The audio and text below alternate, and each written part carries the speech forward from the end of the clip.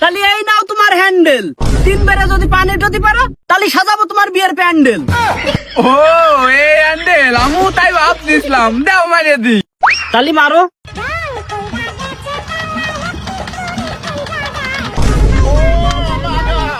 আব্বা মনে হচ্ছে সকালবেলা তো, না ইঞ্জিন ঠান্ডা? আমার মেশিন 3 পাকে স্টার্ট হয়। আমি কালকে রাত্রিও এই দানার বইকেন ভিজে থুয়ে গেছি। না আরো 2 বার তো আছে, আমি দেখতেছি, দাঁড়াও দেখি।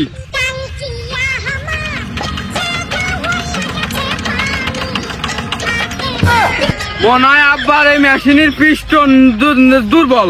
তুই কি করলি? আমি 1 সপ্তাহ আগে মামুন লাইলার পিস্টন লাগাইছি, নতুন হেড করেছি, ওই বেল গাইড সিট রিং লাগাইছি, আরো মেশিনে নতুন গিরিশ লাগাইছি। আর এইটাই কিন্তু তোমার শেষ চান্স। এই চান্সে যদি মেশিন স্টার্ট করতে না পারো তাহলে ওই মাথাতে বিয়ের চিন্তা বাদ দাও। আব্বা এবার আমি হ্যান্ডেল মেরে পানি উঠে ছাড়বো, খালি দেহ এবার আমি কি করি খালি। বাঙ্গি ফাটা বলি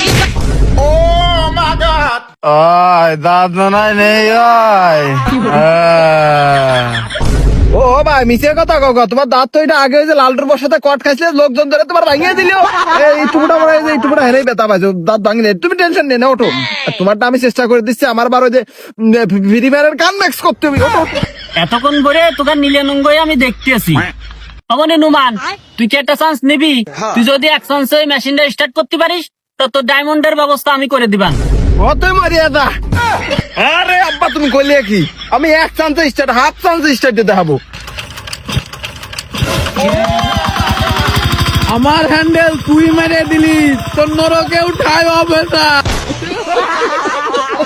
এই তো এইটাই আমার সোনার টুকরো ছেলে।